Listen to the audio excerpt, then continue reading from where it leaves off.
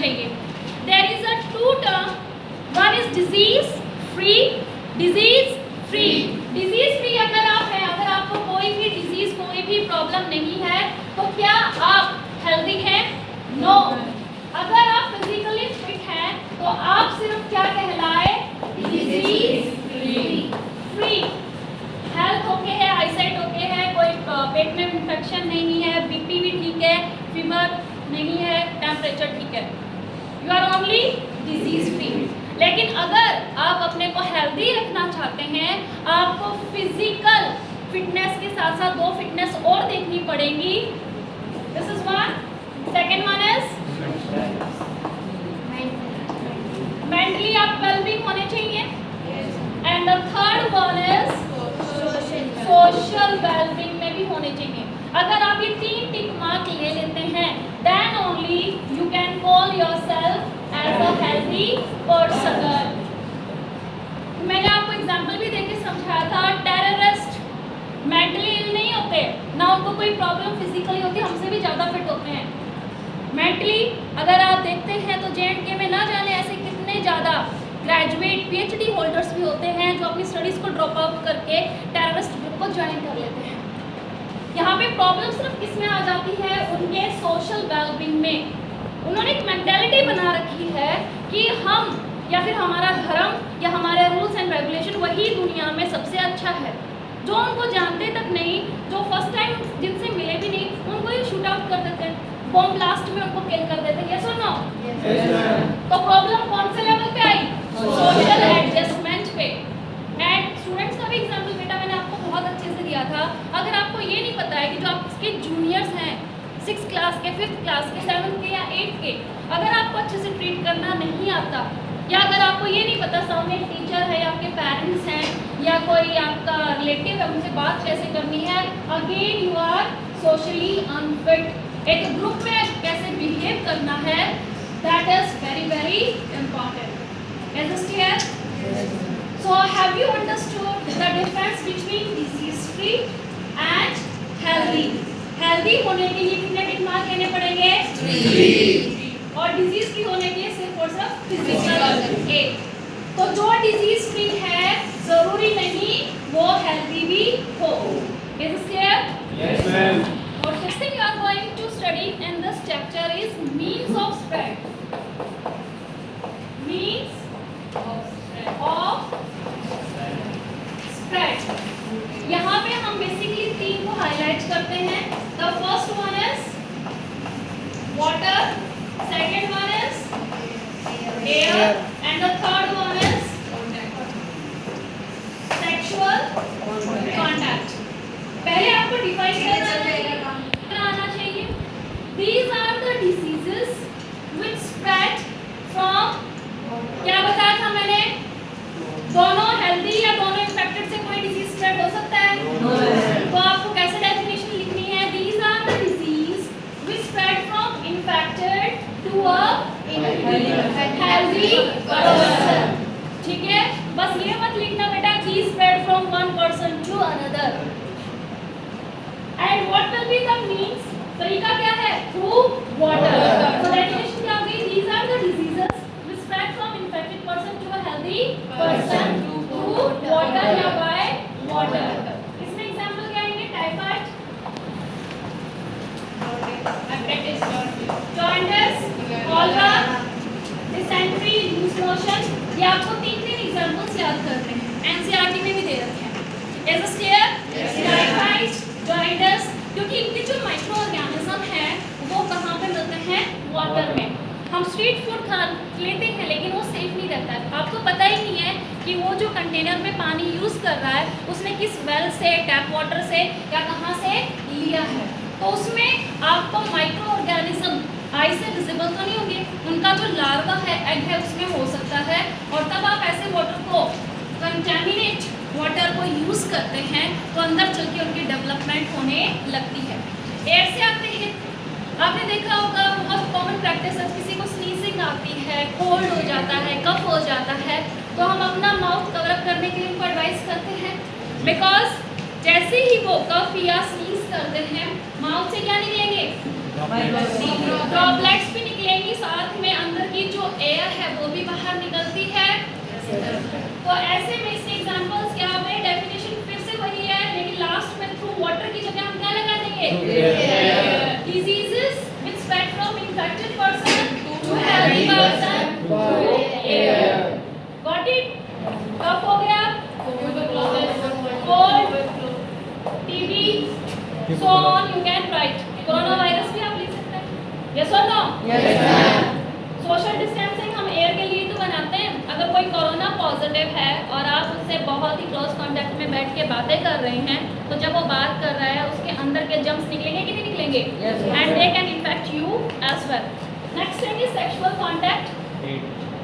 यहाँ पे AIDS and syphilis ये एनसीईआरटी में भी दे रखे हैं, दोनों disease with proper spelling. AIDS को आप ऐसे लिख तो सकते हैं, लेकिन एड्स का मैंने फुल फॉर्म करवाया था।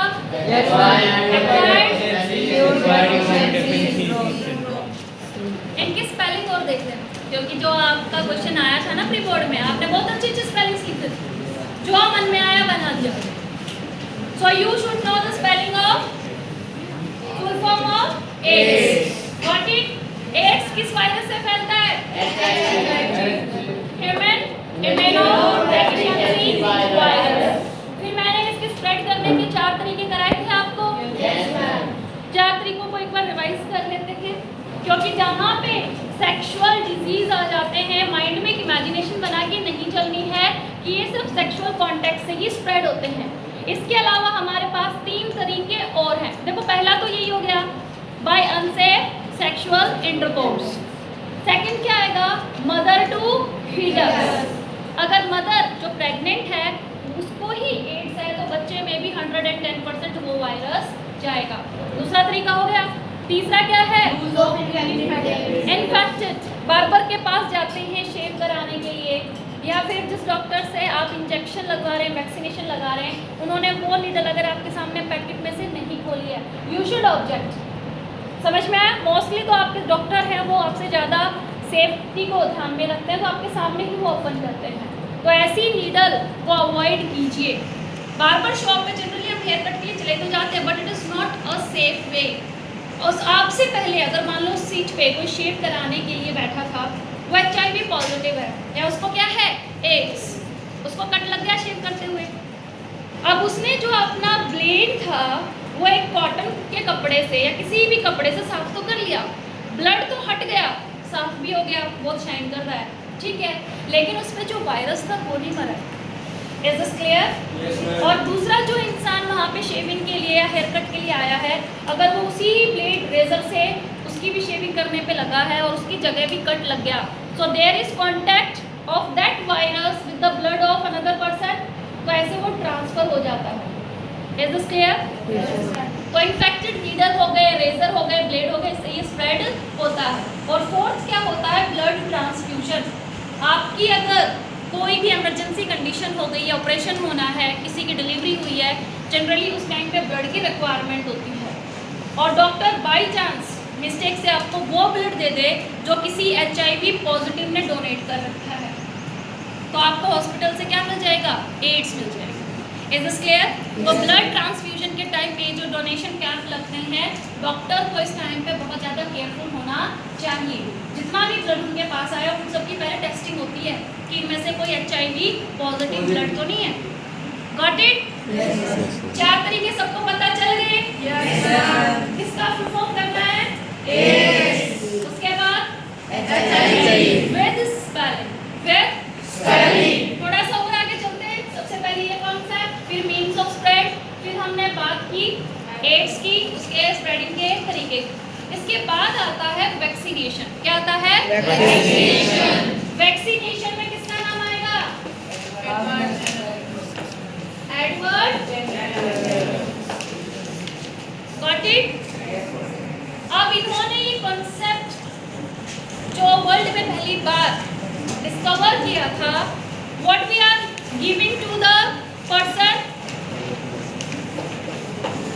पैथोजेन, बट किस फॉर्म में? इसके आगे क्या लगाना है? मैंने आपको बताया था कोरोना कि जो वैक्सीन आई है उसमें कोरोना वायरस ही है, लेकिन वो कैसा है? तो हार्मलेस पैथोजन, इसका कंसेप्ट देख लीजिए। जब हार्मलेस पैथोजन हम जानबूझ के किसी छोटे बच्चे के या फिर किसी भी पर्सन के अंदर डालते हैं तो इनको कौन पहचानते हैं? WBC को हम सोल्जर्स ऑफ बॉडी बोलते हैं। डिफेंस है, इम्यूनिटी हमें प्रोवाइड करते हैं। WBC से क्या बनाएंगे? क्या बनाएंगे? एंटीबॉडीज क्या होते हैं? प्रोटीन। क्या होते हैं? They will be working like a weapon. Working like a weapon. किसको मारने के लिए? अगर फ्यूचर में वो पैथोजन अपने प्योर फॉर्म में आ गया तो उसके लिए वेपन ऑलरेडी आपकी बॉडी में बना हुआ है। तो WBC ने क्या बनाया? Antibody. These antibodies will be behaving like a weapon to kill microbes. अगर वो फ्यूचर में अपने रियल फॉर्म में आपकी बॉडी के अंदर घुस जाते हैं। मैंने आपको एक शॉर्ट स्टोरी भी सुनाई थी। अगर किसी बच्चे को स्नेक का ही नहीं पता है, एक रियल इंसिडेंट भी बताया था कि एक बच्चे को ये नहीं पता था कि स्नेक पॉइजनस भी हो सकते हैं। उसने सोचा कि इसमें एक बच्चा था, काफ़ी छोटा था, 1 साल या 1.5 साल का। उसके मदर एंड फादर अपनी फील्ड में काम कर रहे हैं और स्नेक को उसने से पकड़ लिया और स्नेक ने क्या किया? उसको पॉइजन उसकी बॉडी में इन्फेस्ट कर दिया और वो वहीं पे ही मर गया। मदर फादर जब उसको देख रहे उनको क्या पता, उनको लगा बच्चा थक गया और आराम से सो रहा है और उसके बाद आपको पता ही वॉज डेड। तो अगर हम बच्चे को पहले से ही बता देते कि कुछ ऐसी चीज़ आए तो उससे बच के रहना, तो आप उसको रियल स्नेक दिखाओगे या कोई टॉय वाली या फिर किसी वीडियो में दिखाओगे? यस और नो? Yes ma'am. तो ऐसे ही हम बॉडी को ट्रेन कर रहे हैं कि दुश्मन ऐसे बॉडी में आ सकते हैं। वैक्सीनेशन का कंसेप्ट समझ में आ गया? Yes ma'am. और वैक्सीनेशन में मैंने आपको कल भी बताया था, जहाँ डेफिनेशन आती है, डिफरेंस आते हैं, आपको क्या डाउन करने हैं? एग्जाम्पल्स। ये आप हायर स्टडीज तक के लिए अपने माइंड में फिक्स कर लेना। They are not going to ask the difference between with example. They are not going to define vaccination with example. वो आपको खुद से ही उसमें ऐड ऑन करने होते हैं। तो वैक्सीनेशन में पहले आप ये पूरा बताएंगे। In vaccination, we are going to give harmless pathogen to a person. These harmless pathogen will be identified by whom? And WBC will be forming antibodies. And these antibodies will behave like weapons. If in future the real microorganism is going to enter, and this is the way they are going to kill that harmful microorganism. समझ में आ गया? इसको इतना नहीं लिखना चाहते तो आप ये भी लिख सकते हैं, in vaccination we are providing harmless pathogen to train to produce antibody. इतना भी आप लिख सकते हैं। सिंपल इंग्लिश है, लेकिन उस इंग्लिश में मैंने बीच में क्या वर्ड डाले? साइंस के वर्ड्स डाले हैं। WBC है, पैथोजन है, एंटीबॉडी है। Is this clear?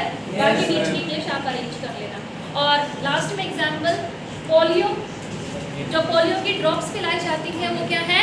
वैक्सीनेशन। लेकिन ये इंजेक्शन के फॉर्म में नहीं, ये ड्रॉप्स के फॉर्म में है। किसके फॉर्म में है? ड्रॉप्स के फॉर्म में है। कोरोना वायरस की वैक्सीनेशन टीबी की होती है, टाइफाइड की होती है। तो आप एक दो वैक्सीनेशन के नाम यहाँ पे लिख सकते हैं। Is this clear? हाँ, कोविड बीमारी का नाम, कोविशील्ड नाम। These are so many. Indian जो है वो Covishield. Is this clear? So many different companies we are having and so many vaccines are there available in the market. अब इस चैप्टर में से सिर्फ और सिर्फ एक चीज रह गई, भूल गए? वो पेज जिसमें क्या है? डायग्राम से छोटे-छोटे ऑर्गेनाइज कर लेते हैं। सबसे पहले कौन है? हेलिकोबैक्टर पायरोली, वो बाद में आएगा। स्टेफिलो जो फोकाई है, ओके, SRS से स्टार्ट करते हैं।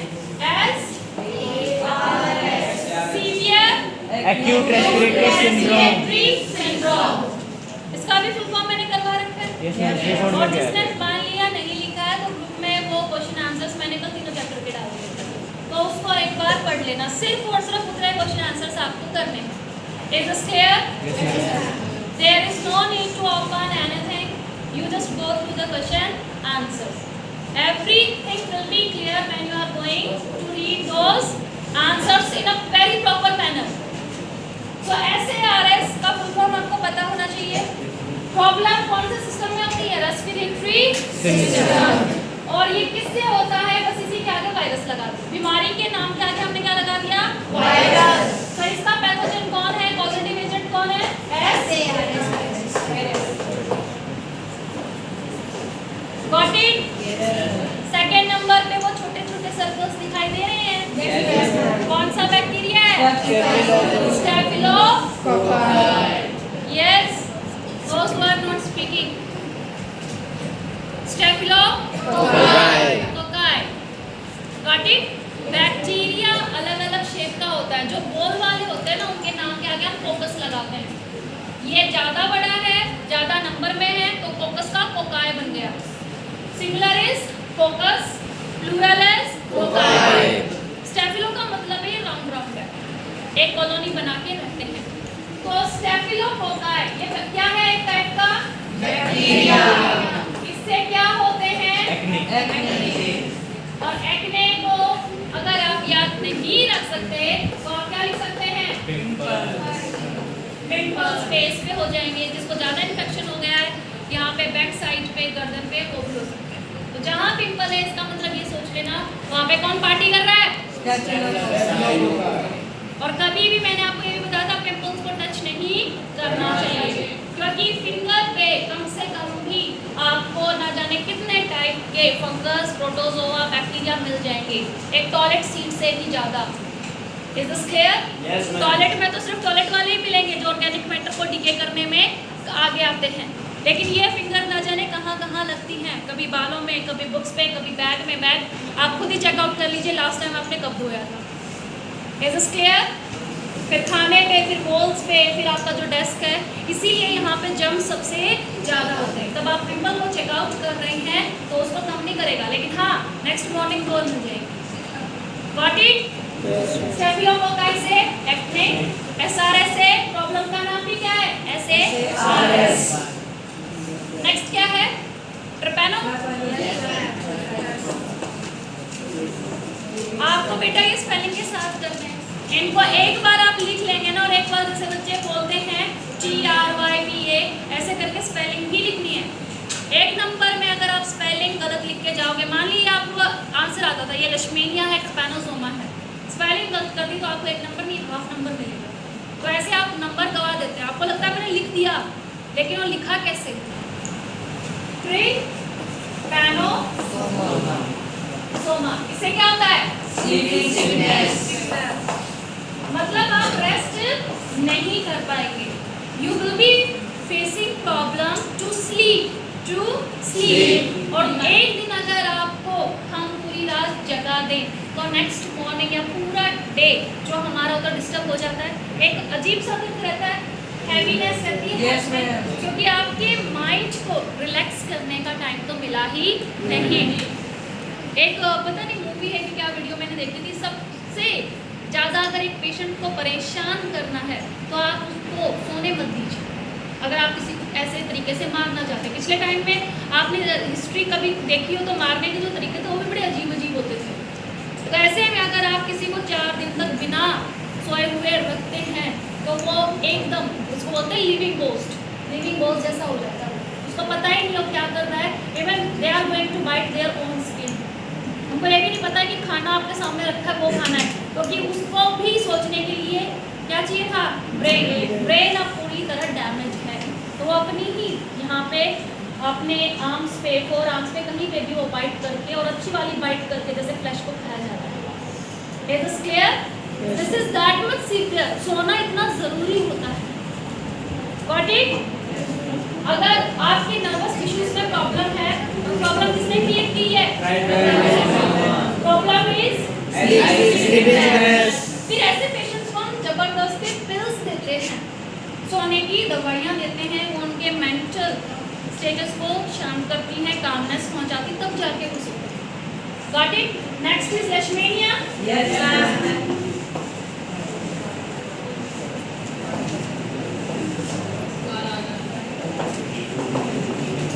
Okay, the problem is this is black और हजार मतलब होता है फीवर। टेम्परेचर आपका हाई जाएगा, नो डाउट। टेम्परेचर क्या जाएगा? हाई। फीवर है, लेकिन इस फीवर के सामने हमने एक वर्ड ऐड कर रखा ड्राई, यानी जो स्किन कलर है वो आपका डार्क होता जाएगा। फीवर के साथ साथ अगर आप में कोई स्किन चेंजेस नोटिस कर रहा है, that means that fever is not a normal one. वो कौन सा है? लेशमेनिया के कारण है। और ऐसे फीवर को हम क्या बोलते हैं? Black fever. हिंदी में क्या बोलते हैं? काला बुखार। लेशमेनिया के बाद क्या है? एस्कैरिसिस। ये कोई माइक्रो ऑर्गेनिज्म नहीं है, नेमेटोड है। क्या है? नेमेटोड नहीं समझ में आता क्योंकि हमने डाइवर्सिटी वाला चैप्टर नहीं किया है। नेमेटोड को नहीं समझ सकते तो राउंड फॉर्म क्या है? अर्थवॉर्म्स देखिए, राउंड होते हैं और इलोंगेटेड होते हैं। तो ऐसे ही ये भी राउंड होगी, लेकिन अर्थवॉर्म की पूरी बॉडी पे लाइंस होती हैं। क्या होती हैं? Lines. Yes Qayamat Cuttack.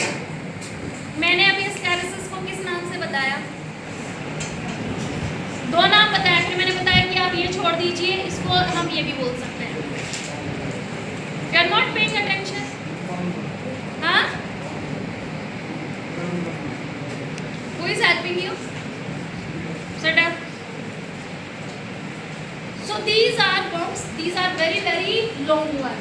Now the problem is ये हमारे small intestine में जाके रहते हैं। अगर आपको इतनी लंबी लंबे worms अपने खाने में वाटर में दिख जाएंगे तो आप क्या ऐसी चीजों को खाना या पीना पसंद करेंगे? तो प्रॉब्लम क्या है कि फिर गए कैसे अंदर? क्योंकि जिस चीज को आप खा रहे हैं उनमें उनके या तो एग्स होते हैं या उनके लार्वा होते हैं। वो आपको पता चलेगा नहीं, ओहो बर्गर बहुत अच्छा है, ठीक है, आलू टिक्की बहुत अच्छी है, लेकिन अगर वो अनहाइजीनिक वाटर से या फिर अनहाइजीनिक चीज़ों से बनाई गई है तो उसमें इन चीज़ों के लार्वा या एग आपकी बॉडी में चले जाते हैं। फिर अंदर वो डेवलप होते हैं और वो फिर कुछ ऐसे दिखते हैं। और ये तो अभी एक या दो दिखा रखे होंगे, उसके बाद अपना रिप्रोडक्शन भी अंदर ही करते हैं और ये फिर कुछ एक दो से कुछ 100 बन जाते हैं। Is this clear? Is this clear? Yes, sir. तो ये जो एस्कैरिस है इसकी प्रॉब्लम का नाम यहाँ पे नहीं दे रखा। Problem is very very easy. Ascaris के नाम के आगे जैसे एस्कैरिस है, एस्कैरिस वो पैथोजन हो गया और बीमारी का नाम क्या है? एस्कैरिस।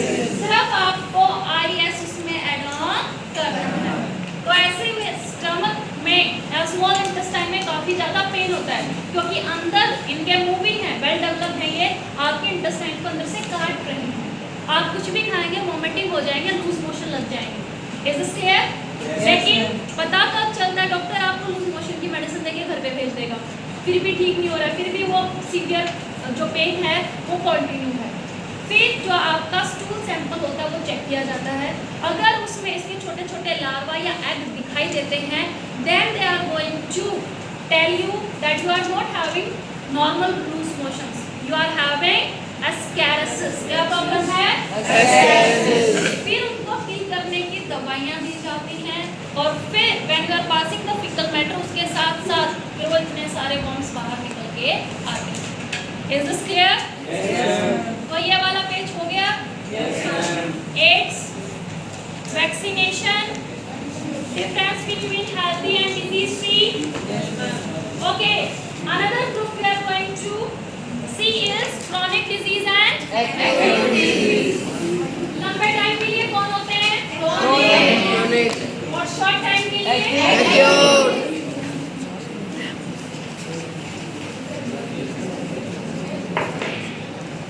सही बच्चे, यस। आशीष क्या बात है? खड़े हो।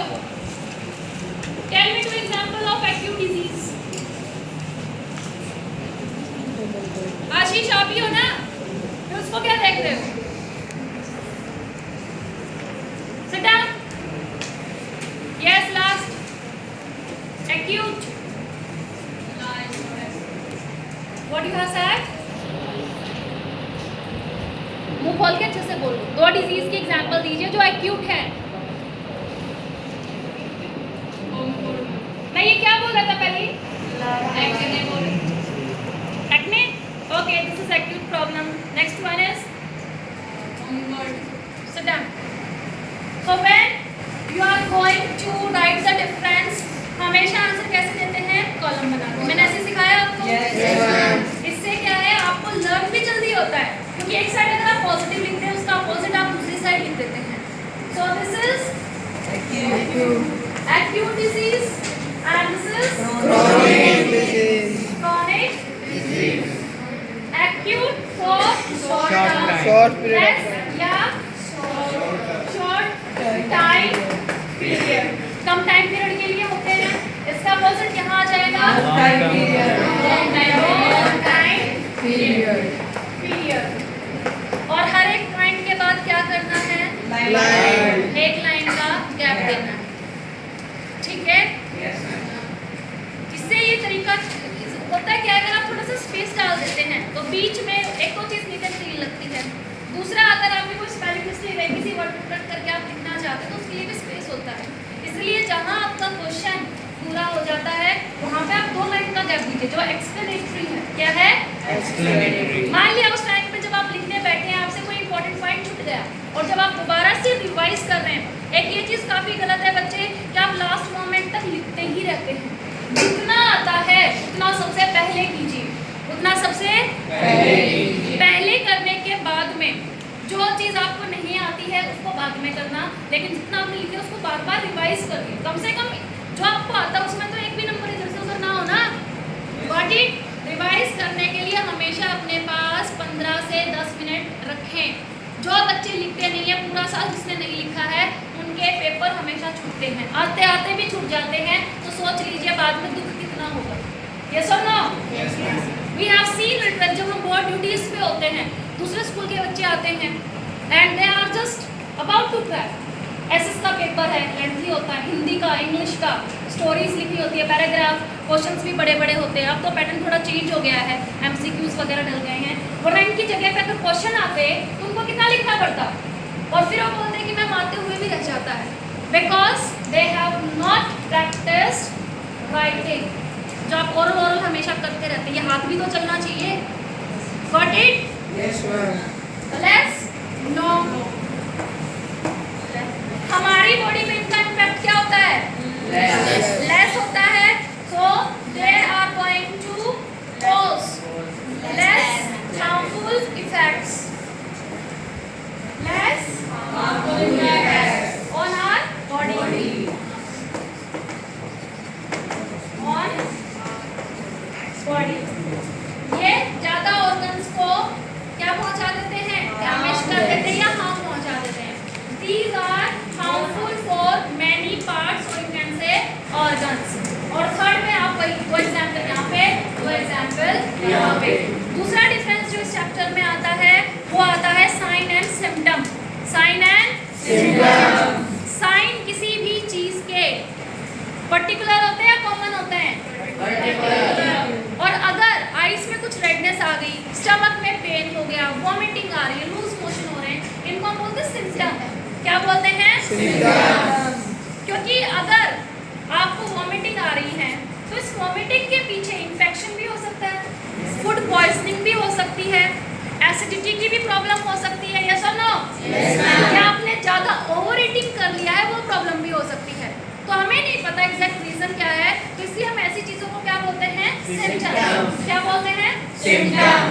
लेकिन अगर जैसे हमने स्कैरसिस वाला केस किया था, प्रॉब्लम हो रही है, स्टमक एक भी है, लेकिन आपके जो फिकल मैटर में अगर उसके एग लार्वा डिटेक्ट हो जाते हैं तो इस चीज़ को हम बोलेंगे साइन। क्या बोलेंगे? Sign. Now doctor are confirmed ये प्रॉब्लम और कोई हो ही नहीं सकती, ये स्कैरसिस ही है। अब जो सांस नहीं आता है, अस्थमा में भी ऐसी होता है, आप बोलते हो उसको अस्थमा है लेकिन ये होता है अस्थमा। क्या होता है? Asthma. PH is silent. Got it? तो अस्थमा में ब्रीदिंग लेसनेस प्रॉब्लम होती है, सांस लेने में दिक्कत उसमें भी होती है, ऐसे ही कोरोना में भी है। लेकिन कोरोना में जब आप टेस्ट कर लेते हैं, जब आप कोरोना पॉजिटिव आ जाते हैं तो ये उसका क्या है? सिम्टम या साइन? जॉइंटिस में बॉडी का पीला पड़